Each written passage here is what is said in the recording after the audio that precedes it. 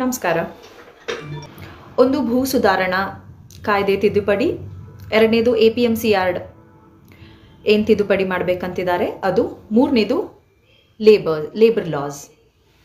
ಮೊದಲನೇದು ಭೂ ಸುಧಾರಣಾ ಕಾಯ್ದೆ ಬಗ್ಗೆ ಏನು ಹೇಳ್ತಿದೆ ಅದನ್ನು ನಾನು ಜೂನ್ 14ನೇ ತಾರೀಕು ಯುವ ಸಂವಾದದಲ್ಲಿ ಡೀಟೇಲ್ ಆಗಿ ಹೇಳಿದೆ. ಬಟ್ ಇಲ್ಲಿ ತಿರ್ಗಾ ರಿಪೀಟ್ ಮಾಡ್ತೀನಿ. ಅದಕ್ಕೆ ಮುಂಚೆ ನೀವು ನೋಡಿರ್ಬೋದು, ರಾಜ್ಯಾದ್ಯಂತ ದೇಶಾದ್ಯಂತ ರೈತರೇನಿದ್ದಾರೆ ಬೀದಿಗೆ ಬಂದು ಪ್ರೊಟೆಸ್ಟ್ ಮಾಡ್ತಾ ಇದ್ದಾರೆ. ಈ ಮೂರು ಕಾಯ್ದೆಗಳನ್ನ ಒಟ್ಟಿಗೆ ನಾನು ಯಾಕೆ ತಗೊಂಡೆ ಅಂದರೆ ಇಲ್ಲಿ ಎಕ್ಸ್ಪ್ಲೈನ್ ಮಾಡೋದಕ್ಕೆ, ಈ ಸರ್ಕಾರದ ಇಂಟೆನ್ಷನ್, BJP ಪಾರ್ಟಿಯ ಇಂಟೆನ್ಷನ್ ಈ ಮೂರು ಕಾಯ್ದೆಗಳಲ್ಲಿ ಕ್ಲಿಯರ್ ಆಗಿ ಕಾಣುತ್ತೆ. ಕ್ರೋನಿ ಕ್ಯಾಪಿಟಲಿಸ್ಟ್ ಅಥವಾ ಬಂಡವಾಳಶಾಹಿಗಳೇನಿದ್ದಾರೆ ಅವರಿಗೋಸ್ಕರ ಬಡಬಗ್ಗರನ್ನ, ರೈತರನ್ನ, ಲೇಬರ್ಸ್ ಅಂದರೆ ಎಂಪ್ಲಾಯೀಸ್ ಏನಿದ್ದಾರೆ ಅವರನ್ನ ಎಲ್ಲ ವಿಕ್ಟಿಮ್ ಮಾಡ್ತಾ ಇದ್ದಾರೆ. ಅಂದರೆ ಅವರನ್ನೆಲ್ಲ ಬಲಿ ಕೊಟ್ಟು ಅವರ ಒಂದು ಸ್ನೇಹಿತರೇನಿದ್ದಾರೆ ಅಂಬಾನಿ, ಅದಾನಿ ಇಂತಹ ಬಂಡವಾಳಶಾಹಿಗಳು ಅವರಿಗೋಸ್ಕರ ತಂದಿರುವಂತಹ ಈ ತಿದ್ದುಪಡಿಗಳು. ಇದ್ರ ಬಗ್ಗೆ ವಿಸ್ತಾರವಾಗಿ ಹೇಳ್ತೀನಿ. ಮೊದಲನೇದು ಭೂ ಸುಧಾರಣಾ ಕಾಯ್ದೆ. ಕರ್ನಾಟಕದಲ್ಲಿ ಅದು ಮುಂಚೆ ಜೂನ್ 14ನೇ ತಾರೀಕು ನಾನು ಯುವ ಸಂವಾದ ಮಾಡಿದಾಗ ಯಾಕೆ ಹೇಳಿದ್ದೆ ಅಂದರೆ, ಅವರು ಆರ್ಡಿನೆನ್ಸ್ ಪಾಸ್ ಮಾಡಿದ್ರು BJP ಸರ್ಕಾರ ಕರ್ನಾಟಕದಲ್ಲಿ ಭೂ ಸುಧಾರಣಾ ಕಾಯ್ದೆದು. ಆರ್ಡಿನೆನ್ಸ್ ಪಾಸ್ ಯಾಕೆ ಮಾಡಿದ್ರು ಅಂದರೆ ಸೆಷನ್ ಇರಲಿಲ್ಲ, ಅಸೆಂಬ್ಲಿ ಸೆಷನ್ ಅಂತ ಗವರ್ನರ್ಗೆ ಡೈರೆಕ್ಟ್ ಆಗಿ ಕ್ಯಾಬಿನೆಟ್ ಅಮೆಂಡ್ಮೆಂಟ್ ಕಳಿಸಿ ಸೈನ್ ಹಾಕ್ಸಿದ್ರು. ಅಂತಹ ಅರ್ಜೆಂಟ್ ಏನಿತ್ತು ಕೊರೋನಾ ಸಮಯದಲ್ಲಿ ಅಂತ ನಾನು ಪ್ರಶ್ನೆ ಕೇಳಿದ್ದೆ. ಇವಾಗ ಸೆಷನ್ ಏನು ಬಂತು, ಇದನ್ನ ಪಾಸ್ ಮಾಡಕ್ಕೆ ಹೋಗಿದ್ದಾರೆ. ಈ ಭೂ ಸುಧಾರಣಾ ಕಾಯ್ದೆ ಬಗ್ಗೆ ಮೊದಲು ಸ್ವಲ್ಪ ಹಿಸ್ಟ್ರಿ ಹೇಳ್ತೀನಿ. ಇದು ಮೊದಲನೇ ಸಾರಿ ಬಂದಿದ್ದು 1961ರಲ್ಲಿ. ನಿಮಗೆಲ್ಲ ಗೊತ್ತು, ಕರ್ನಾಟಕದ ಏಕೀಕರಣ ಆಗಿರೋದು 1956ರಲ್ಲಿ. ಅಲ್ಲಿಯವರೆಗೂ ಕರ್ನಾಟಕ ಬೇರೆ ಬೇರೆ ಪ್ರಾಂತ್ಯಕ್ಕೆ ಸೇರಿತ್ತು. ಒಂದು ಹೈದರಾಬಾದ್ ರೀಜನ್ ಆದರೆ ಇನ್ನೊಂದು ಮುಂಬೈ ಪ್ರೆಸಿಡೆನ್ಸಿ, ಇನ್ನೊಂದು ಮದ್ರಾಸ್ ಪ್ರೆಸಿಡೆನ್ಸಿ, ಈ ರೀತಿ 5-6 ಇದಾಗಿದ್ರಿಂದ ನಮ್ಮ ಒಂದು ಭೂ ಸುಧಾರಣಾ ಲ್ಯಾಂಡ್ ರಿಫಾರ್ಮ್ಸ್ ಆಕ್ಟ್ ಏನಿತ್ತು ಅದು 5-6 ಕಡೆಯಿಂದ ಆ ಪ್ರಾಂತ್ಯಗಳಿಗೆ ಮಾತ್ರನೇ ಅಪ್ಲೈ ಆಗ್ತಿತ್ತು 1956ವರೆಗೂ. ಸೊ 1961ರಲ್ಲಿ ಕರ್ನಾಟಕ ಸರ್ಕಾರ ಒಂದು ಕಾಮನ್ ಲ್ಯಾಂಡ್ ರಿಫಾರ್ಮ್ಸ್ ಆಕ್ಟ್ ತಂತು. ಅದರ ಪ್ರಕಾರ ಏನಿತ್ತಂದ್ರೆ, ಅಲ್ಲಿವರೆಗೂ ಏನಾಗ್ತಿತ್ತು, ಜಮೀನಿರೋರು ಬಾಡಿಗೆಗೆ ಜಮೀನು ಕೊಟ್ಬಿಟ್ಟು ಕೆಲಸ ಚೆನ್ನಾಗಿ ದುಡಿಸ್ಕೊಂಡ್ಬಿಟ್ಟು ಬಡ ರೈತರ ಹತ್ರ ಅವರಿಗೇನು ದುಡಿಮೆ ಬಂದು ಫಲ ಬಂದಿದ್ರಲ್ಲಿ ಒಂದಿಷ್ಟು ಶೇರ್ ಕೊಡ್ತಾ ಇದ್ರು. ಈ ರೀತಿ ತುಂಬಾ ಎಕ್ಸ್ಪ್ಲಾಯ್ಟ್ ಮಾಡ್ತಾ ಇದ್ರು ಲೇಬರ್ನ. ಅದ್ರ ಜೊತೆ ಒಬ್ಬರ ಕೈಯಲ್ಲೇ 1,000 ಎಕರೆ 100 ಎಕರೆ ಕಾನ್ಸಂಟ್ರೇಟ್ ಆಗಿತ್ತು. ದಲಿತರು, ಬಡವರು ಇವ್ರ ಹತ್ರ ಜಮೀನನ್ನ ಹೊಂದುವಂತ ಒಂದು ಕನಸು ಸಹ ಇರಲಿಲ್ಲ. 1961ರಲ್ಲಿ ಏನು ಲ್ಯಾಂಡ್ ರಿಫಾರ್ಮ್ಸ್ ಬಂತು, ಅವಾಗ ಅವರು ಈ ರೀತಿ ಲೀಸ್ ಕೊಡೋದು ತಪ್ಪಬೇಕು ಅಂತ ಹೇಳಿದ್ರು. ಒಂದು ಸೀಲಿಂಗ್ ಇರಬೇಕು, ಇಷ್ಟು ಎಕರೆಗಳ ಮೇಲೆ ಯಾರು ಲ್ಯಾಂಡ್ ಹೊಂದೋ ಹಾಗಿಲ್ಲ ಅಂತ ಈ ರೀತಿ ಬೇರೆ ಬೇರೆ ರಿಫಾರ್ಮ್ಸ್ನ ತಂದರು. ಜೊತೆಗೆ ಸೀಲಿಂಗ್ ಇತ್ತು. ಮತ್ತೆ ಯಾರು ರೈತರಲ್ಲದೆ ಇರೋರು ಕೃಷಿ ಭೂಮಿನ ಹೊಂದುವಂತಹ ಯಾವ ಹಕ್ಕು ಇಲ್ಲ ಅಂತ ಹೇಳಿದರು. ಆದರೆ ಪ್ರಾಬ್ಲಮ್ ಏನಿತ್ತಂದರೆ, ಅವಾಗ ಟ್ರಿಬ್ಯುನಲ್ ಫಾರ್ಮ್ ಮಾಡಬೇಕಿತ್ತು, ಟ್ರಿಬ್ಯುನಲ್ಗೆ ಹೋಗ್ಬೇಕಿತ್ತು ಏನೇ ಒಂದು ಕೇಸ್ ಇದ್ರು. ಸೊ ಈ ರೀತಿಯಾಗಿ ರೈತರಿಗೆ ಈ ಒಂದು ಕಾಯ್ದೆ ಅಷ್ಟು ಎಫೆಕ್ಟಿವ್ ಆಗಲಿಲ್ಲ. 1974ರಲ್ಲಿ ದೇವರಾಜ ಅರಸ್ ಅವರು ಚೀಫ್ ಮಿನಿಸ್ಟರ್ ಆಗಿದ್ದಾಗ ಈ ಒಂದು ಕಾಯ್ದೆಗೆ ಸ್ವಲ್ಪ ತಿದ್ದುಪಡಿ ತಂದರು. ಯಾವ ರೀತಿಯ ತಿದ್ದುಪಡಿ ಅಂದರೆ, ಈ ಲೀಸ್ಗೆ ಏನು ಕೊಡ್ತಾ ಇದ್ರು ಅದನ್ನ ಬ್ಯಾನ್ ಆಗಿತ್ತು. ಜೊತೆಗೆ ಯಾರು ಕಲ್ಟಿವೇಟ್ ಮಾಡ್ತಾರೆ, ಯಾರು ಭೂಮಿ ಉಳ್ತಾರೆ ಅವನೇ ಒಡೆಯ, ಅಂದರೆ ಉಳುವವನೇ ಒಡೆಯ ಅನ್ನುವಂತಹ ಒಂದು ಕಾನ್ಸೆಪ್ಟ್ ತಂದರು. ಅದರ ಜೊತೆ ಏನು ಹೇಳಿದ್ರು, ಉಳುವವನಿಗೆ ಬರೀ ಫಲ ಬಂದಿದ್ರಲ್ಲಿ ಇಷ್ಟು ಶೇರ್ ಕೊಡೋದಲ್ಲ, ಅವರಿಗೆ ನೀವೇನಾದರೂ ಕೆಲಸದವ್ರನ್ನ ಇಟ್ಕೊಂಡ್ರೆ, ನಿಮ್ಮ ಜೊತೆ ನೀವು ಕೃಷಿ ಮಾಡಿ ಕೆಲಸದವ್ರನ್ನ ಏನಾದ್ರು ಇಟ್ಕೊಂಡ್ರೆ ಅವರಿಗೆ ಬರೀ ನಿಮ್ಮ ಫಲದಲ್ಲಿ ಇಷ್ಟು ಶೇರ್ ಅಂತ ಕೊಡೋದಲ್ಲ, ನೀವು ಅವರಿಗೆ ಸರಿಯಾದ ಸಂಬಳನೂ ಕೊಡಬೇಕು. ನಿಮಗೆ ಇದಕ್ಕಿಂತ ಇಷ್ಟು ಸೀಲಿಂಗಿಂತ ಜಾಸ್ತಿ ಇದು ಇರೋ ಹಾಗಿಲ್ಲ.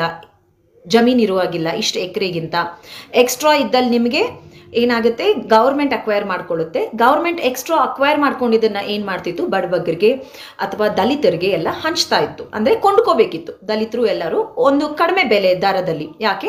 ಯಾಕೆಂದ್ರೆ ಇದು ಒಂದು ಸಾಮಾಜಿಕ ನ್ಯಾಯದ ದೃಷ್ಟಿಯಿಂದ ಗವರ್ಮೆಂಟ್ ಈ ರೀತಿಯ ಒಂದು ಸೀಲಿಂಗ್ ತಂತು. ಅದರಲ್ಲಿ ಈ ರೀತಿಯ ಬೇರೆ ಬೇರೆ ರಿಫಾರ್ಮ್ಸ್ ಎಲ್ಲ ಹಾಕಿದ್ರು. ಯಾರು ಲ್ಯಾಂಡ್ನ ಕೊಂಡ್ಕೋಬಹುದಂದ್ರೆ ಬರೀ ಕೃಷಿಕರು ಮಾತ್ರನೇ ಕೃಷಿ ಮಾಡುವಂತಹ ಭೂಮಿನ ಕೊಂಡುಕೊಳ್ಳುವಂತಹ ಹಕ್ಕಿತ್ತು. ಇವಾಗ ಈ ಭೂ ಸುಧಾರಣಾ ಕಾಯ್ದೆ 5 ತಿದ್ದುಪಡಿನ ತಂದಿದೆ. ಒಂದು 79A, 79B, 79C, 80 and 63. 79A ಏನು ಹೇಳುತ್ತೆ ಅಂದ್ರೆ, ಯಾರಿಗೆ ಕೃಷಿ ಅಲ್ಲದೆ ಬೇರೆ ಒಂದು ಸೆಕ್ಟರ್ ಇಂದ ಅಥವಾ ಬೇರೆ ಒಂದು ಏರಿಯಾ ಇಂದ 25 ಲಕ್ಷಕ್ಕಿಂತ ಹೆಚ್ಚು ಇನ್ಕಮ್ ಇದೆ, ಅವರು ಕೃಷಿ ಭೂಮಿ ಹೊಂದುವಂತಹ ಯಾವುದೇ ಹಕ್ಕಿಲ್ಲ ಅಂತ 79A ಹೇಳ್ತಾ ಇತ್ತು. ಇವಾಗ ಬಿಜೆಪಿ ಸರ್ಕಾರ ಏನ್ ಮಾಡಿದೆ, ಅದನ್ನ ತೆಗೆದು ಹಾಕಿದೆ. ಅಂದ್ರೆ ಬೇರೆ ಯಾರೋ, ಈಗ ರಿಯಲ್ ಎಸ್ಟೇಟು, ದೊಡ್ಡ ದೊಡ್ಡ ಸಾಹುಕಾರಗಳು, ಕಾರ್ಪೊರೇಟ್ ಕಂಪನಿಗಳು, ಅಂದ್ರೆ ಬೇರೆ ಕಡೆ ಇನ್ಕಮ್ ಇರೋರು ಸಹ ಈಗ ಬಂದು ಕೃಷಿ ಭೂಮಿನ ಕೊಂಡ್ಕೋಬಹುದು ಅಂತ ಮಾಡಿದೆ. 79B ಬಂದು 5 ಜನರು ಇರುವ ಫ್ಯಾಮಿಲಿಗೆ ಇಷ್ಟೇ ಎಕರೆ ಇರಬೇಕು, ಜಾಸ್ತಿ ಹೊಂದೋ ಹಾಗಿಲ್ಲ ಅಂತ ಎಲ್ಲ. ಸೀಲಿಂಗ್ ಏನಿತ್ತು, ಸೀಲಿಂಗ್ದು 63, ಅದನ್ನ ಅಮೆಂಡ್ ಮಾಡಿದ್ದಾರೆ. 63 ಆರ್ಟಿಕಲ್ನ ಎಕ್ಸ್ಟ್ರಾ ಮಾಡಿದ್ದಾರೆ, ಆ ಲಿಮಿಟ್ನ ಜಾಸ್ತಿ ಮಾಡಿದ್ದಾರೆ, ಜಾಸ್ತಿ ಎಕರೆ ಒಬ್ಬರೇ ಹೊಂದಬಹುದು ಅಂತ. 79B ಏನಿದೆ ಅದು ಹೇಳ್ತಿತ್ತು ಕೃಷಿಕರು ಅಲ್ಲದೆ ಇರೋರು ಕೃಷಿ ಭೂಮಿನ ಹೊಂದೋ ಹಾಗಿಲ್ಲ ಅಂತ. ಆ 79B ಕೂಡ ತೆಗ್ದಾಕಿದ್ದಾರೆ. ಅಂದ್ರೆ ಕೃಷಿಕರು ಅಲ್ಲದೆ ಇರೋರು ಎಕ್ಸಾಕ್ಟ್ಲಿ ಅವರ ಒಂದು ಇಂಟೆನ್ಷನ್ ನೋಡಿ, ಡೈರೆಕ್ಟ್ ಆಗಿ ಹೇಳ್ತಾ ಇದ್ದಾರೆ, they are favouring the corporates, they are favouring the rich people. ಈ ಬಂಡವಾಳಶಾಹಿಗಳಿಗೋಸ್ಕರ ನಾವು ರೈತರನ್ನ ಹಾಳು ಮಾಡ್ತಾ ಇದ್ದೀವಿ ಅಂತ ಡೈರೆಕ್ಟ್ ಆಗಿ ಹೇಳ್ತಾ ಇದ್ದಾರೆ. 79C ಬರೋದು ನೋಡಿದ್ರೆ, 79C ಪ್ರಕಾರ ಏನಿತ್ತು, ಯಾರಾದರೂ ಫಾಲ್ಸ್ ಸರ್ಟಿಫಿಕೇಟ್ ಕೊಟ್ಟು ನಾನು ರೈತ ಅಂತ ಹೇಳ್ಕೊಂಡು ಕೃಷಿ ಭೂಮಿ ಏನಾದರೂ ಕೊಂಡ್ಕೊಂಡ್ರೆ ಅವರಿಗೆ ಸಿವಿಯರ್ ಪನಿಷ್ಮೆಂಟ್ ಇರ್ತಿತ್ತು. 79C ಅದನ್ನು ತೆಗೆದಾಕಿದ್ದಾರೆ. ಅಫ್ಕೋರ್ಸ್ ಈಗ ರೈತರು ಅಲ್ದಿರ ಬೇರೆಯವರು ತಗೋಬಹುದು ಅಂದಮೇಲೆ ಈ ಆರ್ಟಿಕಲ್ ರಿಡಂಡೆಂಟ್ ಅಲ್ವಾ ಅವ್ರು ಮಾಡಿರೋ ಪ್ರಕಾರ. ಇನ್ನೊಂದು 80 ಆರ್ಟಿಕಲ್ ಏನಿತ್ತು, ರೈತರ ಅಲ್ಲದೆ ಇರೋರಿಗೆ ವರ್ಗಾವಣೆ ಸಹ, ಮಾರೋದಷ್ಟೇ ಅಲ್ಲ ವರ್ಗಾವಣೆ ಸಹ ಮಾಡೋ ಹಾಗಿರ್ಲಿಲ್ಲ. ಅಂದ್ರೆ ಅರ್ಥ ಇಲ್ಲ, ನಾನು ಇಷ್ಟಪಟ್ಟು ವರ್ಗಾವಣೆ ಮಾಡ್ತಾ ಇದ್ದೀನಿ, ನಾನು ಅವ್ರು ಕೊಂಡ್ಕೋತಿಲ್ಲ ಅಂತ ಬೇಕಾದ್ರೆ ಒಂದು ಲೂಪ್ ಹೋಲ್ ಇರುತ್ತೆ ಅಂತ 80 ಕೂಡ ಸೇರಿಸಿದ್ರು ಅವಾಗ ಲ್ಯಾಂಡ್ ರಿಫಾರ್ಮ್ಸ್ ಆಕ್ಟ್ ಅಲ್ಲಿ. ಈಗ ಬಿಜೆಪಿ ಸರ್ಕಾರ ಅದನ್ನು ತೆಗಿತಾ ಇದೆ. ಇದೆಲ್ಲ ನೀವು ಯೋಚನೆ ಮಾಡಬೇಕಾಗಿರೋದು, ಇವಾಗ ಇರುವಂತಹ ಒಂದು ಸಂದರ್ಭದಲ್ಲಿ ಕೊರೋನಾ ಪ್ಯಾಂಡಮಿಕ್ ಏನು ನಡೀತಾ ಇದೆ, ಈ ಸಂದರ್ಭದಲ್ಲಿ ಇದರ ಅವಶ್ಯಕತೆ ಇತ್ತಾ, ಏನ್ ಮಾಡಬೇಕಿತ್ತು? ಕರ್ನಾಟಕದಲ್ಲಿ ಇಷ್ಟೊಂದು ಕೇಸ್ಗಳು, 5 ಲಕ್ಷದ ಮೇಲೆ ಕೇಸ್ಗಳಾಗಿದೆ, ಅದ್ರ ಬಗ್ಗೆ ಕಾನ್ಸಂಟ್ರೇಟ್ ಮಾಡಬೇಕಾ? ಕೊರೋನಾ ಬಂದಿಲ್ದಿರೋ ಪೇಷಂಟ್ಗಳಿಗೆ, ನನ್ನ ಒಬ್ರು ರಿಲೇಟಿವ್ಗೆ ICUಗಳು ಸಿಗ್ತಿಲ್ಲ, ಕೊರೋನಾ ಇಲ್ಲ ಅವರಿಗೆ, ಬೇರೆ ಹೆಲ್ತ್ ಪ್ರಾಬ್ಲಮ್ ಇದ್ರೂ 4 ಹಾಸ್ಪಿಟಲ್ಗಳನ್ನ ತಿರುಗಬೇಕಾಯ್ತು. ಇದು ಯಾವುದ್ರ ಬಗ್ಗೆನೂ ನೋಡದೆ ಅಷ್ಟು ಅರ್ಜೆಂಟಲ್ಲಿ ಅಸೆಂಬ್ಲಿನ 1 ವಾರಗಳ ಕಾಲ ಮಾಡಿ, ಯಡಿಯೂರಪ್ಪನವರು 1 ವಾರ ಬೇಡ 3 ದಿವಸದಲ್ಲಿ ಮುಗಿಸೋಣ ಅಂದಿದ್ರಂತೆ. ಆಪೋಸಿಷನ್ ಅವರು ಇನ್ಸಿಸ್ಟ್ ಮಾಡಿರೋದಕ್ಕೆ 7 ದಿನಗಳ ಕಾಲನೋ 5 ದಿನ ಕಾಲನೋ ಮಾಡಿಬಿಟ್ಟು ಇಷ್ಟು ಬಿಲ್ ಪಾಸ್ ಮಾಡುವಂತಹ ಒಂದು ಅವಶ್ಯಕತೆ ಏನಿತ್ತು? ಇದು ಇವಾಗ ಅರ್ಜೆಂಟ್ ಇತ್ತ? ಸರಿ, ಈ ಒಂದು ತಿದ್ದುಪಡಿಯಿಂದ ಏನಾಗುತ್ತೆ? ನಮ್ಮ ದೇಶದಲ್ಲಿ 86% ರೈತರೇನಿದ್ದಾರೆ, ಅಂದ್ರೆ 100 ಜನ ರೈತರಲ್ಲಿ 86% ರೈತರು ಸಣ್ಣ ಮತ್ತು ಮಧ್ಯಮ ಸ್ಮಾಲ್ ಅಂಡ್ ಮಾರ್ಜಿನಲ್ ಫಾರ್ಮರ್ಸ್ ಏನಿದ್ದಾರೆ, 2 ಎಕರೆಯಿಂದ 5 ಎಕರೆವರೆಗೂ ಇರುವಂತ ರೈತರು, ಅವರ ಹತ್ರ ಹೋಗ್ಬಿಟ್ಟು ಈ ಒಂದು ಕೊರೋನಾ ಸಂದರ್ಭದಲ್ಲಿ ಬೇರೆ ಬೇರೆ, ಈಗ ಇನ್ಫ್ಲೇಷನ್ ಆಗಿದೆ, ಜೊತೆಗೆ ಇನ್ಫ್ಲೇಷನ್ ಅಷ್ಟೇ ಅಲ್ಲ, ಸೀಡ್ಸ್ ಬೀಜಗಳಿಗೆ ಸೀಡ್ಸ್ ಅಂಡ್ ಫರ್ಟಿಲೈಸರ್ಸ್, ಮತ್ತೆ ಇದಕ್ಕೆ GST ಜಾಸ್ತಿ ಆಗಿದೆ. ಈ ಇಷ್ಟು ಕಷ್ಟದಲ್ಲಿರುವಂತಹ ರೈತರಿಗೆ ಈ ಕೊರೋನಾ ಸಂದರ್ಭದಲ್ಲಿ ಸರಿಯಾಗಿ ಬಿಸ್ನೆಸ್ ನಡೀತಾ ಇಲ್ಲ, ಬೇರೆ ಬಿಸ್ನೆಸ್ಗಳು, ಈ ಸಂದರ್ಭದಲ್ಲಿ ಸಂಕಷ್ಟದಲ್ಲಿರುವಂತಹ ರೈತರಿಗೆ ಈ ಬಂಡವಾಳಶಾಹಿಗಳೇನ್ ಮಾಡ್ತಾರೆ, ಹೋಗಿ ದುಡ್ಡು ತೋರಿಸ್ಬಿಟ್ಟು ಇವಾಗ ಅವ್ರ ಕಷ್ಟ ಇದೆ, ಮಾರ್ಬಿಡ್ತಾರೆ ಬಂಡವಾಳಶಾಹಿಗಳಿಗೆ ಈ ಒಂದು ತಿದ್ದುಪಡಿಯಿಂದ. ಆಮೇಲೆ ಏನಾಗುತ್ತೆ, ಅವರದೇ ಲ್ಯಾಂಡಲ್ಲಿ, ಅವರದೇ ಜಮೀನಲ್ಲಿ ಅವರು ಕೆಲಸಗಾರರಾಗಿ ಸೇರ್ಕೋತಾರೆ. ಇದು ನಮ್ಮ ಫಾರ್ಮರ್ಸ್ನ ಒಂದು ಎಕಾನಮಿ ಅಷ್ಟೇ ಅಲ್ಲ, ಒಂದು ಆರ್ಥಿಕತೆ ಅಷ್ಟೇ ಅಲ್ಲ, ಅವರ ಒಂದು ಡಿಗ್ನಿಟಿ, ಅವರ ಒಂದು ಗೌರವಕ್ಕೂ ಧಕ್ಕೆ ತರುತ್ತೆ. ಅಲ್ಲಿ ಕೆಲಸ ಸಿಕ್ಕಿಲ್ಲ ಅಂದರೆ ಏನು ಮಾಡ್ತಾರೆ? ಅವ್ರಿಗಿರುವಂತಹ ಸ್ಕಿಲ್ ಬಂದು ಫಾರ್ಮಿಂಗ್ ಸ್ಕಿಲ್ಸ್. ಅಲ್ಲಿ ಕೆಲಸ ಸಿಕ್ಕಿಲ್ಲ ಅಂದರೆ ಏನು ಮಾಡ್ತಾರೆ? ಸಿಟಿಗಳಿಗೆ ಬರ್ತಾರೆ, ಸಿಟಿಗಳಿಗೆ ಬಂದು ಕೂಲಿಗಳಾಗಿ ಕೆಲಸ ಮಾಡ್ತಾರೆ, ಅಥವಾ ಸ್ಲಮ್ಗಳಲ್ಲಿ ಇರೋದಕ್ಕೆ ಸ್ಟಾರ್ಟ್ ಮಾಡ್ತಾರೆ. ಇದು ಮುಂದೆ ಆಗುವಂತಹ ಈ ಒಂದು ತಿದ್ದುಪಡಿಯಿಂದ ಮುಂದೆ ಆಗುವಂತಹ ಒಂದು ಪರಿಣಾಮಗಳು. ಇದೊಂದು ರೈತರ ಸಂಕಷ್ಟ, ಅವರೇ ಪ್ರೊಟೆಸ್ಟ್ ಮಾಡಲಿ ಅನ್ನೋದು ತಪ್ಪಾಗುತ್ತೆ. ಬೇರೆ ಎಲ್ಲ ಸೆಕ್ಟರ್ ಇರ್ಬೋದು, ಬೇರೆ ಎಲ್ಲ ಸೆಕ್ಟರ್, ಫ್ಯಾಕ್ಟ್ರಿಗಳು ಅಥವಾ ಬೇರೆ ಸಾಫ್ಟ್ವೇರ್ ಕಂಪನಿಗಳು, ಇದರೆಲ್ಲ ಬಗ್ಗೆ ನಾವು ಯೋಚನೆ ಮಾಡಿಲ್ಲ ಅಂದರೂ ರೈತರ ಬಗ್ಗೆ, ಸೈನಿಕರ ಬಗ್ಗೆ ಯೋಚನೆ ಮಾಡಲೇಬೇಕು. ನಿಸ್ವಾರ್ಥವಾಗಿ ದುಡಿತಾ ಇರೋರು ಈ ಎರಡೇ ಕ್ಯಾಟಗರಿ, ನಾವು ಯಾರೂ ಅಲ್ಲ. ನಮಗೋಸ್ಕರ ದುಡಿತಾ ಇರೋರು ಈ ಎರಡು ಕ್ಯಾಟಗರಿ. ಅವರಿಗೆ ಸಂಕಷ್ಟ ಬಂದಾಗ, ಅವರಿಗೆ ಇಂತಹ ಒಂದು ನೀತಿಗಳು ತಂದು ಅವರಿಗೆ ತೊಂದರೆ ಆದಾಗ ನಾವೆಲ್ಲರೂ ನಿಂತ್ಕೊಂಡು ಅವರ ಜೊತೆ ಪ್ರತಿಭಟನೆ ಮಾಡೋದು ತುಂಬ ಮುಖ್ಯ. ಅದನ್ನು ಮೊದಲು ಯಾಕೆ ಈ ಪ್ರತಿಭಟನೆ ನಡೀತಿದೆ ಅಂತ ಅರ್ಥ ಮಾಡ್ಕೊಳ್ಳಿ ಅಂತ ನಾನು ಈ ಲೈವ್ ಮಾಡಿದೆ. ಈಗ ಲ್ಯಾಂಡ್ ರಿಫಾರ್ಮ್ಸ್ ಆಕ್ಟ್ ಬಗ್ಗೆ ಹೇಳಿದೆ. ಈ APMC ಕಾಯ್ದೆ ಬಗ್ಗೆ ಹೇಳ್ತೀನಿ, ಆ ತಿದ್ದುಪಡಿ ಬಗ್ಗೆ. ಈ APMC ಕಾಯ್ದೆ ಬಗ್ಗೆ ನೀವು ಫಸ್ಟ್ ಅರ್ಥ ಮಾಡ್ಕೋಬೇಕಾಗಿರೋದಂದ್ರೆ, ಇದು ಒಂದು ಬರೀ ಫಾರ್ಮರ್ಸ್ ಅಲ್ಲ, ಇದು ಫಾರ್ಮರ್ಸ್ಗೆ ಮತ್ತು ಕನ್ಸ್ಯೂಮರ್ಸ್, ಅಂದರೆ ನಮ್ಮಂತಹ ಕನ್ಸ್ಯೂಮರ್ಸ್ ಏನಿರ್ತೀವಿ ಇಬ್ಬರನ್ನು ಪ್ರೊಟೆಕ್ಟ್ ಮಾಡೋಕ್ಕೆ ಅಂತ ಇರುವಂತಹ ಒಂದು ಕಾಯ್ದೆ. ಇದಕ್ಕೂ ಸರ್ಕಾರ ತಿದ್ದುಪಡಿ ತರ್ತಾ ಇದೆ. ಯಾವ ರೀತಿಯ ತಿದ್ದುಪಡಿ? ಈ APMC ಕಾಯ್ದೆ ಏನಾಗಿದೆ, ಅದು ಮೊದಲು ಬಂದಿದ್ದು ಬ್ರಿಟಿಷರ್ ಕಾಲದಲ್ಲಿ. ಆವಾಗ ಅವರು ಕಾಟನ್ ಏನಿತ್ತು ಅವರ ಟೆಕ್ಸ್ಟೈಲ್ ಇಂಡಸ್ಟ್ರಿಗೆ ಈಸಿಯಾಗಿ ದೊರಕಲಿ, ಕಡಿಮೆ ಬೆಲೆಗೆ ದೊರಕಲಿ ರಾ ಮೆಟೀರಿಯಲ್ಸು ಅನ್ನೋ ಕಾರಣಕ್ಕೆ ಮಾಡಿದ್ರು. ಮೋಸ್ಟ್ಲಿ ಕನ್ಸ್ಯೂಮರ್ಗೋಸ್ಕರ ಮಾಡಿದ್ರು. ಆದರೆ ನಮ್ಮ ಸ್ವಾತಂತ್ರ್ಯ ಬಂದ ಮೇಲೆ APMC ಕಾಯ್ದೆನ ಬೇಸಿಕಲಿ ನಮ್ಮ ರೈತರನ್ನ ಪ್ರೊಟೆಕ್ಟ್ ಮಾಡೋದಕ್ಕೆ, ಅವರನ್ನ ಈ ಲೈಕ್ ಮಿಡಲ್ ಮೆನ್ ಏನಿರ್ತಾರೆ ಅವರಿಂದ ಪ್ರೊಟೆಕ್ಟ್ ಮಾಡೋದಕ್ಕೆ, ಮತ್ತು ಅವರಿಗೆ ಫಾರ್ಮರ್ಸ್ಗೆ ಒಂದು ನಿಗದಿತವಾಗಿ ಒಂದು ಇನ್ಕಮ್ ಬರಬೇಕು, ಏನೇ ಆದರೂ ಪ್ರಾಬ್ಲಮ್ ಆಗಬಾರ್ದು, ಒಂದು ಶಾರಿಟಿ ಇರಬೇಕು ಅವರಿಗೆ ಒಂದು ಫಿನಾನ್ಸ್ ಆಗಿ ಅನ್ನೋದು ಕಾರಣಕ್ಕೆ APMC ಕಾಯ್ದೆನ ಅಮೆಂಡ್ ಮಾಡಿ, ಅಗ್ರಿಕಲ್ಚರ್ ಅನ್ನೋದು ಸ್ಟೇಟ್ ಲಿಸ್ಟಲ್ಲಿದೆ. ಸೊ ಪ್ರತಿಯೊಂದು ಸ್ಟೇಟ್ ಅವರವ್ರದ್ದೇ ಆದ ಇದಿರುತ್ತೆ, ಲಾಸ್ ಇರುತ್ತೆ. ಕರ್ನಾಟಕದಲ್ಲೂ ಇದೆ. ಈ APMC ಕಾಯ್ದೆ ಅನ್ನೋದು APMCಗಳನ್ನ ಏನಂದರೆ ಅಗ್ರಿಕಲ್ಚರಲ್ ಪ್ರೊಡ್ಯೂಸ್ ಮಾರ್ಕೆಟಿಂಗ್ ಕಮಿಟಿ ಅಂತ. ಕರ್ನಾಟಕದಲ್ಲಿ ಅಲ್ಲಲ್ಲಿ ಬೇರೆ ಬೇರೆ ಜಿಯೋಗ್ರಫಿಯಲ್ಲಿ, ಬೆಂಗಳೂರಲ್ಲೂ ಯಶವಂತಪುರಲ್ಲಿ ಏನಿದೆ APMC ಯಾರ್ಡ್, ಈ ರೀತಿ ಬೇರೆ ಬೇರೆ ಮಾರ್ಕೆಟ್ಗಳು ಸೆಟಪ್ ಮಾಡ್ತಾರೆ. ಅಲ್ಲಿ ಸುತ್ತಮುತ್ತಲಿನ ರೈತರೇನಿದ್ದಾರೆ ಅವರು ಬೆಳೆದಂಥ ಬೆಳೆನ ಇಲ್ಲಿ ತಂದು APMC ಒಳಗಿರುವಂತಹ ವೆಂಡರ್ಸ್ ಅಥವಾ ಟ್ರೇಡರ್ಸ್ ಏನಿರ್ತಾರೆ ಅವರಿಗೆ ಮಾರ್ತಾರೆ. ರೈತರು ಆಚೆಯಲ್ಲೂ ಮಾರೋ ಹಾಗಿಲ್ಲ, ಅವರ ಲಾಟ್ನ ತಂದು ಇಲ್ಲೇ ಮಾರಬೇಕು. ಆಚೆ ಮಾರಿದ್ರು ಲೈಸೆನ್ಸ್ ಇರೋರ್ಗಷ್ಟೇ ಮಾರಬೇಕು ಅಂತ ಸರ್ಕಾರ ಈ ಕಾಯ್ದೆ ತಂತು. ಯಾಕೆ ಹೀಗೆ ಮಾಡಿದ್ರು ಅಂದರೆ, ಅವಾಗ ರೈತರಿಗೆ ಯಾವುದೇ ರೀತಿಯ ಮೋಸ ಆಗೋದಿಲ್ಲ. ಈ ಎಲ್ಲ ಖರೀದಿದಾರರೇನಿದ್ದಾರೆ ರೈತರಿಂದ, ಅವ್ರನ್ನೆಲ್ಲ ಸರ್ಕಾರನೇ ಒಂದು ಕಂಟ್ರೋಲ್ ಮಾಡ್ಬೋದು ಅದರ ರೂಲ್ಸ್ ರೆಗ್ಯುಲೇಷನಿಂದ ಅನ್ನೋ ಕಾರಣಕ್ಕೆ APMC ಕಾಯ್ದೆನ ತಂತು. ಇವಾಗ ಇವರು ಏನು ಮಾಡ್ತಿದ್ದಾರೆ, ಈ ತಿದ್ದುಪಡಿ ಏನು ಮಾಡ್ತಿದ್ದಾರೆ, ಫಾರ್ಮರ್ಸ್ ಬಂದು ಬರೀ APMC ಅಷ್ಟೇ ಅಲ್ಲ, ಆಚೆ ಯಾರಿಗೆ ಬೇಕಾದ್ರೂ ಮಾರ್ಬಹುದು, ಲೈಸೆನ್ಸ್ ಇಲ್ಲದೆ ಇರೋರ್ಗೂ ಮಾರ್ಬಹುದು ಅಂತ ಹೇಳ್ತಿದ್ದಾರೆ. ನೀವು ಅನ್ಕೋಬಹುದು, ಒಳ್ಳೆ ಬೆಲೆ ಕೊಟ್ರೆ ಯಾಕೆ ಮಾರಬಾರ್ದು ನಮ್ಮ ರೈತರು ಬೇರೆಯವ್ರಿಗೆ? ಈಗ ರಿಲಯನ್ಸ್ ಬರುತ್ತೆ ಅಂತ ಅನ್ಕೊಳ್ಳಿ, ರಿಲಯನ್ಸ್ ಬಂದು ಎಕ್ಸ್ಟ್ರಾ ಮನಿ ಕೊಟ್ರೆ ರೈತರು ಯಾಕೆ ಕೊಡಬಾರ್ದು? ಅವ್ರು ಕೊಡಬೇಕು ಅಂತ. ಅಫ್ಕೋರ್ಸ್ ಹಾಗೆ ಮಾಡ್ತಾರೆ ರೈತರು. ರಿಲಯನ್ಸ್ ಬಂದ್ಬಿಟ್ಟು ನಿನಗೆ 1000 ರೂಪಾಯಿ ಕೊಡೋದಕ್ಕೆ ನಾನು 2000 ರೂಪಾಯಿ ಕೊಡ್ತೀನಿ ಅಂದರೆ ರೈತರು ಕೊಟ್ಟೇ ಕೊಡ್ತಾರೆ, ಅದರಲ್ಲಿ ತಪ್ಪಿಲ್ಲ.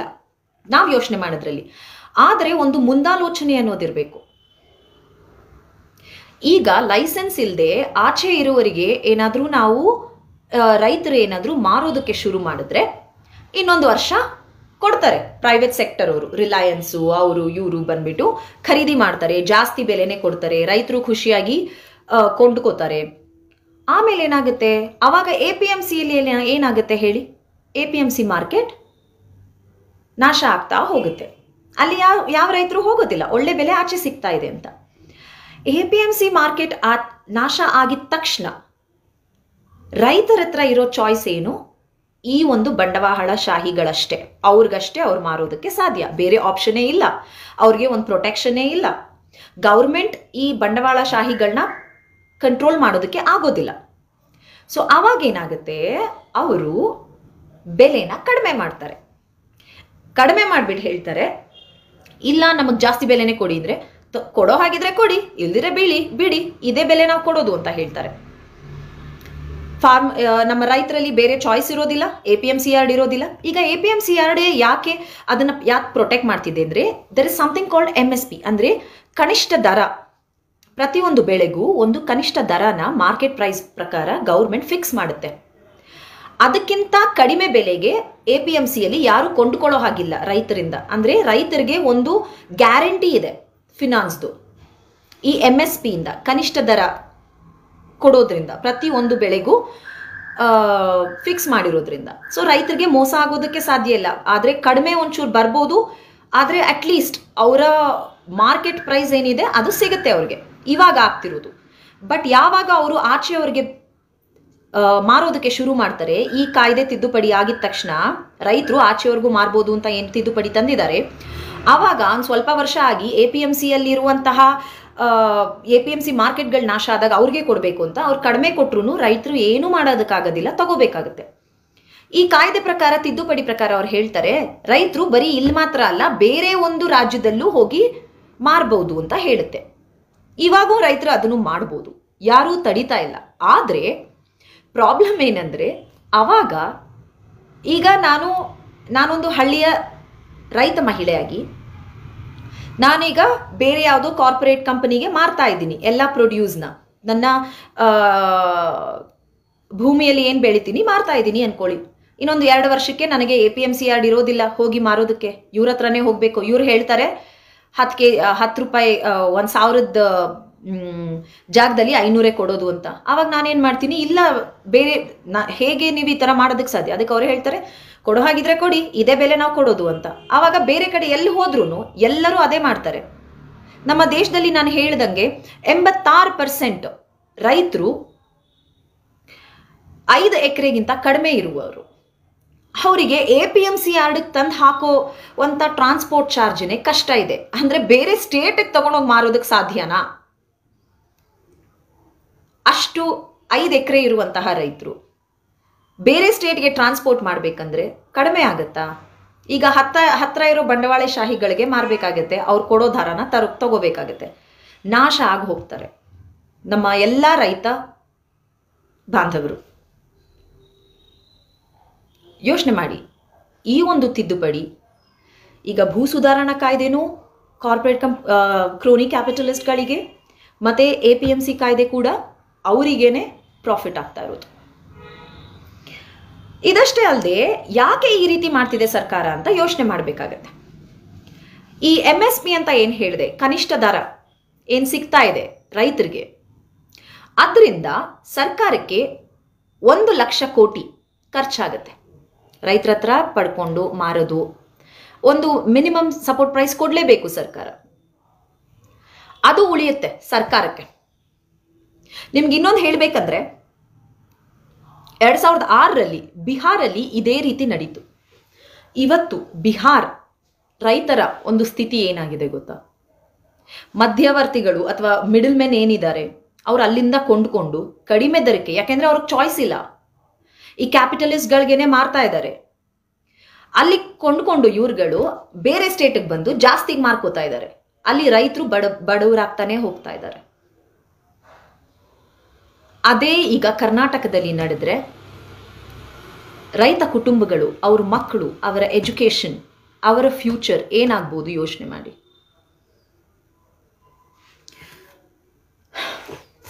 ಅದಷ್ಟೇ ಅಲ್ಲ, APMC ಈಗ ಲಕ್ಷಾಂತರ ಜನ ಕೆಲಸ ಮಾಡ್ತಿದ್ದಾರೆ. ಕೂಲಿ ಕಾರ್ಮಿಕರಾಗ್ಬೋದು, ಟ್ರಾನ್ಸ್ಪೋರ್ಟ್ ಮಾಡೋ ಡ್ರೈವರ್ಗಳಾಗ್ಬೋದು, ಅಥವಾ ಏಜೆಂಟ್ಗಳಾಗ್ಬೋದು, ಅವ್ರೆಲ್ಲರ ಕೆಲಸನೂ ಹೋಗುತ್ತೆ ಈ ಒಂದು ತಿದ್ದುಪಡಿಯಿಂದ. ಯಾರಿಗೋಸ್ಕರ?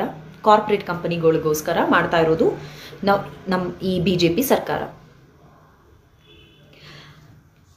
ಇದೊಂದಾದರೆ ಈಗ ಲೇಬರ್ ಲಾಸ್ಗೆ ಬರೋಣ. ಲೇಬರ್ ಲಾಸ್ ಅಂತ ಹೇಳಿದ್ದೆ ಮೂರನೇದು. ಇದೂ ಹೇಗೆ ಕಾರ್ಪೊರೇಟ್ ಕಂಪನಿಗಳಿಗೆ ಹೆಲ್ಪ್ ಆಗ್ತಿದೆ ಅಂತ ಹೇಳ್ತೀನಿ. ಅಗ್ರಿಕಲ್ಚರ್ ಸ್ಟೇಟ್ ಲಿಸ್ಟಲ್ಲಿತ್ತು ನಾನು ಹೇಳ್ದಂಗೆ. ಅಂದರೆ ರಾಜ್ಯ ಸರ್ಕಾರ ವಿಧಾನ ಪರಿಷತ್ ವಿಧಾನಸಭೆ ಮಾತ್ರನೇ ಅದ್ರ ಮೇಲೆ ಕಾಯ್ದೆಗಳು ಮಾಡೋದಕ್ಕೆ ಆಗೋದು. ಬಟ್ ಲೇಬರ್ ಲಾಸ್ ಏನಿದೆ ಇದು ಕನ್ಕರೆಂಟ್ ಲಿಸ್ಟಲ್ಲಿದೆ. ಕನ್ಕರೆಂಟ್ ಲಿಸ್ಟ್ ಅಂದರೆ ಸೆಂಟರ್ ಸ್ಟೇಟ್ ಎರಡೂ ಇದ್ರ ಮೇಲೆ ಹಕ್ಕಿದೆ.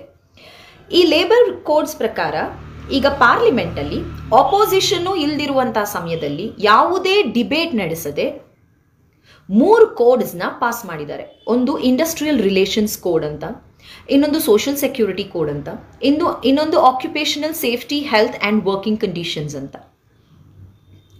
ಇದೆಲ್ಲಾನು ಆಪೋಸಿಷನ್ ಇಲ್ಲದೆ, ವಿರೋಧ ಪಕ್ಷದವರು ಇಲ್ದಿರೋ ಸಮಯದಲ್ಲಿ ಒಂದು ಡಿಬೇಟ್ಸ್ ಕೂಡ ನಡೆಸದೆ ಪಾಸ್ ಮಾಡಿದ್ದಾರೆ. ಇದನ್ನ ಡಿಸೆಂಬರ್ಗೆ ಮುಂಚೆ ಇಂಪ್ಲಿಮೆಂಟ್ ಮಾಡ್ತಾರಂತೆ. ಹೋದ ವರ್ಷ ಒಂದು ಕೋಡ್ ತಂದಿದ್ರು, ಅದ್ರ ಹೆಸರು ವೇಜ್ ಕೋಡ್ ಬಿಲ್ ಅಂತ. ಅದನ್ನ ಪಾಸ್ ಮಾಡಿದ್ದಾರೆ. ಬಟ್ ಇಂಪ್ಲಿಮೆಂಟೇಷನ್ ಈ ಸಲ ಪಾಸ್ ಮಾಡಿರುವಂತಹ 3 ಕೋಡ್ ಮತ್ತೆ ಹೋದ ವರ್ಷ ಪಾಸ್ ಮಾಡಿರುವಂತಹ ವೇಜ್ ಕೋಡ್ 3 ಸೇರಿಸಿ ಡಿಸೆಂಬರ್ ಒಳಗೆ ಇಂಪ್ಲಿಮೆಂಟ್ ಮಾಡ್ತೀವಿ ಅಂತ ಹೇಳಿದ್ದಾರೆ. ಸರಿ, ಲೇಬರ್ ಲಾಸ್, ಲೇಬರ್ ರಿಫಾರ್ಮ್ಸ್ ತುಂಬಾ ಮುಖ್ಯವಾಗಿತ್ತು. ಹೌದು, ತರಬೇಕು, ಸುಧಾರಣೆ ತರೋದು ತುಂಬಾ ಮುಖ್ಯ ಇತ್ತು. ಈಗ ಸಫರ್ ಆಗ್ತಿದ್ದಾರೆ ನಮ್ಮ ಕಾರ್ಮಿಕರು, ಅವ್ರಿಗೋಸ್ಕರ ರಿಫಾರ್ಮ್ಸ್ ತರಬೇಕಿತ್ತು. ಆದರೆ ಎಂತಹ ರಿಫಾರ್ಮ್ಸ್ ತರಬೇಕು? ಇದರಲ್ಲಿ ನನಗೆ ಕಂಡು ಬಂತಹ ದೋಷಗಳು ನಿಮ್ಮ ಮುಂದೆ ಇಡ್ತಾ ಇದ್ದೀನಿ. ನಿಮಗೆ ಗೊತ್ತಿರೋ ಹಾಗೆ 2 ಕೋಟಿ ಕೆಲಸ ಕಳ್ಕೊಂಡಿದ್ದಾರೆ ಬರೀ ಏಪ್ರಿಲಿಂದ ಆಗಸ್ಟ್ವರೆಗೂ ನಮ್ಮ ದೇಶದ ಜನ. ಈ ಒಂದು ಲೇಬರ್ ಲಾಸ್ ಏನಿದೆ ಇದು ಜಾಸ್ತಿ ಕೆಲಸ ಈ ಓನರ್ಗಳೇನಿದ್ದಾರೆ ಅವ್ರನ್ನ ಫೇವರ್ ಮಾಡುತ್ತೆ, ಆದರೆ ಕೆಲಸಗಾರರನ್ನಲ್ಲ. ಯಾಕಿದು ಹೇಳ್ತಿದ್ದೀನಿ ಅಂದರೆ,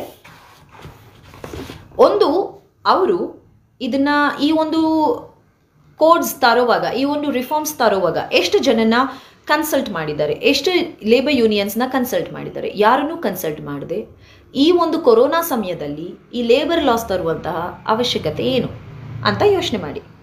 ಈ ಇಂಡಸ್ಟ್ರಿಯಲ್ ರಿಲೇಷನ್ಸ್ ಕೋಡ್ ಅಂತ ಏನಿದೆ, ಅವರು ಒಂದು ಪ್ರಾವಿಷನ್ ಇದೆ. ಅದರ ಅರ್ಥ ಫಿಕ್ಸ್ಡ್ ಟರ್ಮ್ ಕಾಂಟ್ರಾಕ್ಟ್ಸ್ ತರ್ಬೋದು ಅಂತ. ಅಂದರೆ ಇವಾಗ ಏನು ಒಬ್ಬರನ್ನ ಕೆಲ್ಸಕ್ಕೆ ತಗೊಂಡ್ರೆ ಪರ್ಮನೆಂಟ್ ಆಗಿ ತಗೋತಾರೆ ಕಾರ್ಮಿಕರನ್ನ. ಈ ಫಿಕ್ಸ್ಡ್ ಇಲ್ದಿದ್ರೆ ಕಾಂಟ್ರಾಕ್ಟರ್ಗಳ ಮೂಲಕ ತಗೋತಾರೆ. ಅಂದರೆ ಆ ಕಾಂಟ್ರಾಕ್ಟ್ಗಳ ಜವಾಬ್ದಾರಿ ಅವರಿಗೆ ಕೆಲಸ ಕೊಡಿಸೋದು, ಇಲ್ಲಿ ಇಷ್ಟು ದಿನ ಅಂತ ತಗೋತಾ ಇದ್ರು. ಇವಾಗ ಕಂಪನಿಗಳು ಡೈರೆಕ್ಟ್ ಆಗಿ ಕಾಂಟ್ರಾಕ್ಟ್ ಕೆಲಸಗಳನ್ನ ಕೊಡ್ಬೇಕು. ಕಾಂಟ್ರಾಕ್ಟ್ ಅಂದರೆ ಫಿಕ್ಸ್ಡ್ ಟರ್ಮ್, ಅಂದರೆ ಬರೀ ನನಗೆ ನಿಮ್ಮ ಕೆಲಸ ಬರೀ 10 ತಿಂಗಳಿಗೆ ಬೇಕು, 12 ತಿಂಗಳಿಗೆ ಬೇಕು ಅಂತ ಫಿಕ್ಸ್ ಮಾಡ್ತಾರೆ. ಈ 12 ತಿಂಗಳಾದ್ಮೇಲೆ ಅವರ ಗತಿ ಏನು? ಜೊತೆ ಪರ್ಮನೆಂಟ್ ಜಾಬ್ ಇಲ್ಲ ಅಂದರೆ ಅವರ ಈಗ ವೇಜ್ ಬೆನಿಫಿಟ್ ಏನು, ಬೇರೆ ಬೆನಿಫಿಟ್ಸ್ಗಳೇನು ಸಿಗೋದಿಲ್ಲ ಕಾಂಟ್ರಾಕ್ಟ್ ವರ್ಕರ್ಸಿಗೆ. ಈಗ ಪರ್ಮನೆಂಟ್ ಅವ್ರಿಗಂದ್ರೆ ESI ಸಿಗುತ್ತೆ, ಅದು ಸಿಗುತ್ತೆ, ಇದು ಸಿಗುತ್ತೆ, PF ಸಿಗ್ಬೋದು. ಈ ಕಾಂಟ್ರಾಕ್ಟ್ ವರ್ಕರ್ಸ್ಗಳಿಗೆ ಅದು ಸಿಗೋದಿಲ್ಲ. ಅದನ್ನ ಡೈರೆಕ್ಟ್ ಆಗಿ ಕಂಪನಿಗಳೇ ಮಾಡ್ಬೋದು ಅಂತ ಅವರು ಹೇಳ್ತಾ ಇದ್ದಾರೆ. ಇನ್ನೊಂದೇನಂದ್ರೆ,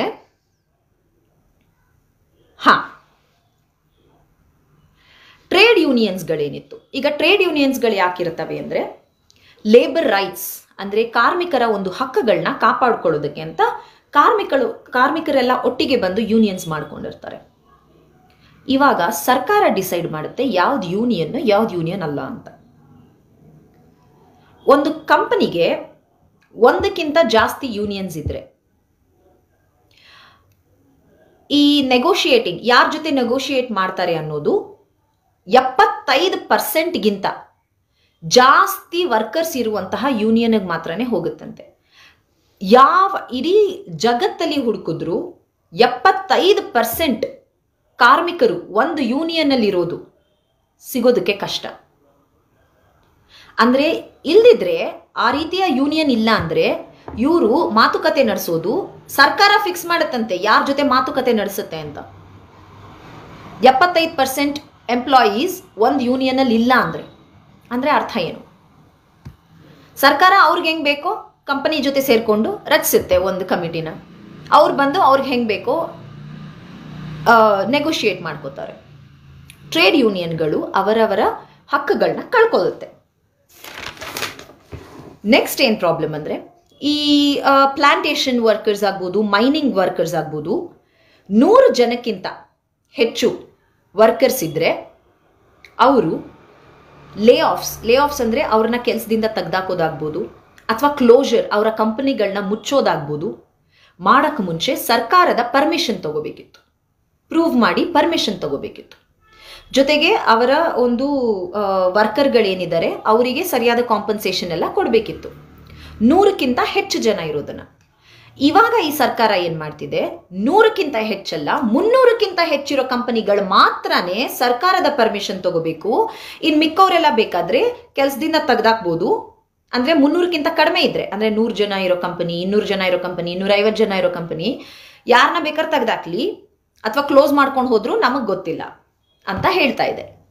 ಅದಕ್ಕೆ ಪ್ರೊಟೆಸ್ಟ್ ಆಗಿದ್ದಕ್ಕೆ ಅದನ್ನ ಚೇಂಜ್ ಮಾಡಿಬಿಟ್ಟು ಒಂದು ಕೆಲಸ ಮಾಡೋಣ, ಇದು ಕನ್ಕರೆಂಟ್ ಲಿಸ್ಟ್ ಆಗಿದ್ರಿಂದ ಆ ಸ್ಟೇಟ್ಗಳು ಡಿಸೈಡ್ ಮಾಡಲಿ ಈ ಒಂದು ಸೀಲಿಂಗ್, ಅಂದರೆ ಎಷ್ಟು ಜನ ಕಾರ್ಮಿಕರು ಇರುವಂತಹ ಕಂಪನಿಗಳು ಕೆಲಸದಿಂದ ತೆಗೆದಾಕೋಕೆ ಕಾರ್ಮಿಕರನ್ನ ಗೌರ್ಮೆಂಟ್ ಪರ್ಮಿಷನ್ ತಗೋಬೇಕಂತ ರಾಜ್ಯ ಸರ್ಕಾರಗಳು ಡಿಸೈಡ್ ಮಾಡಲಿ ಅಂತ ಹಾಕಿದ್ದಾರೆ. ಆರ್ಡಿನೆನ್ಸ್ ಪಾಸ್ ಮಾಡ್ಬೋದು ಅಂತ ಹಾಕಿದ್ದಾರೆ. ಅಂದ್ರೆ ಈಗ ಬಿಜೆಪಿ ಸರ್ಕಾರ ಇದೆಯಲ್ಲ ಎಲ್ಲ ಕಡೆ, ಆರ್ಡಿನೆನ್ಸ್ ಅಂದ್ರೇನು, ವಿಧಾನಸಭೆಯಲ್ಲಿ ಆಪೋಸಿಷನ್ ಮುಂದೆ ಎಲ್ಲ ಇಡದೆ ಡೈರೆಕ್ಟ್ ಆಗಿ ಗವರ್ನರ್ ಪಾಸ್ ಮಾಡಿಬಿಡ್ಬೋದು, ಆ ರೀತಿ ಮಾಡ್ಬೋದು ಅಂತ ಲೇಬರ್ ಲಾ ಅಲ್ಲಿ ಹೇಳ್ತಿದ್ದಾರೆ. ಇದು ಕಾರ್ಮಿಕರ ಹಕ್ಕುಗಳನ್ನ ಉಳಿಸೋದಕ್ಕೆ ಸಾಧ್ಯನಾ? ಈಗ ನಾನು ಒಂದು ಕಡೆ ಕೆಲಸ ಮಾಡ್ತಿದ್ದೀನಿ, ಅಲ್ಲೊಂದು 100 ಜನ 200 ಜನ ಕೆಲಸ ಮಾಡ್ತಿದ್ದಾರೆ. ಆ ಕಂಪನಿ ಇದ್ದಕ್ಕಿದ್ದಂಗೆ ಕೈ ಎತ್ಬಿಟ್ಟು ನಿಮಗೆ ಕೆಲಸ ಇಲ್ಲ ಅಂತ ಕಳಿಸ್ಬಿಟ್ರೆ ಯಾವುದೇ ಕಾಂಪನ್ಸೇಷನ್ ಕೊಡ್ದಿರಾ, ಆ ಕಾರ್ಮಿಕರ ಗತಿ ಏನು? ಸರ್ಕಾರ ನಮಗೆ ಗೊತ್ತಿಲ್ಲ, 300ಕ್ಕಿಂತ ಜಾಸ್ತಿ ಇದ್ರೆ ಮಾತ್ರ ನಮಗೆ ಗೊತ್ತು ಅನ್ನೋ ರೀತಿ ಮಾತಾಡಿದ್ರೆ ಆ ಕಾರ್ಮಿಕರ ಗತಿ ಏನು? ಯೋಚನೆ ಮಾಡಿ. ಇನ್ನೊಂದೇನಂದ್ರೆ, ಈ 100 ಜನ 200 ಜನ 300 ಜನ ಅಂತ ಹೇಳ್ತಿದಾರಲ್ಲ, ಇದರಲ್ಲಿ ಆ ಕಾಂಟ್ರಾಕ್ಟ್ ಲೇಬರರ್ಸ್ ಬರ್ತಾರೋ ಇಲ್ವೋ ಗೊತ್ತಿಲ್ಲ. ಕಾಂಟ್ರಾಕ್ಟ್ ಲೇಬರರ್ಸ್ ಅಂತ ಫಿಕ್ಸ್ಡ್ ಟರ್ಮ್ ಲೇಬರರ್ಸ್ ಅಂತ ಹೇಳಿದ್ನಲ್ಲ, ಟೆಂಪ್ರರಿ ಜಾಬ್ಸ್ ಕೊಡೋಕ್ಕೆ ಡೈರೆಕ್ಟಾಗಿ ಕಂಪನಿನೇ ಹೈಯರ್ ಮಾಡ್ಬೋದು ಅಂತ. ಇದುವರೆಗೂ ಕಂಪನಿಗಳು ಹಂಗೆ ಮಾಡೋಂಗಿರಲಿಲ್ಲ.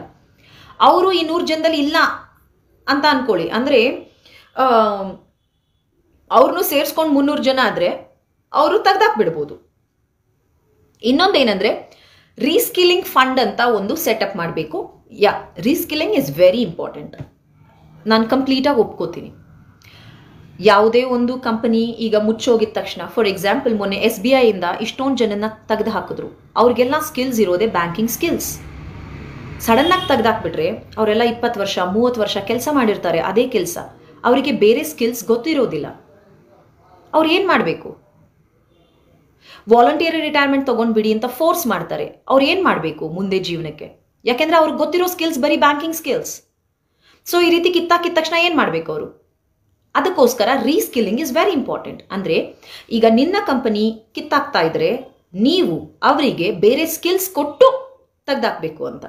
ಸೊ ಈ ಒಂದು ಕಾಯ್ದೆಯಲ್ಲಿ ಏನಿದೆ, ರೀಸ್ಕಿಲ್ಲಿಂಗ್ ಫಂಡ್ ಆಗಿ 15 ದಿನದ ಸಂಬಳ ಏನಿದೆ ಒಬ್ಬ ಮನುಷ್ಯಂದು, ಅದನ್ನ ರೀಸ್ಕಿಲ್ಲಿಂಗ್ ಫಂಡಿಗೆ ಹಾಕಬೇಕು ಕಂಪನಿಗಳು ಅಂತ ಹೇಳುತ್ತೆ.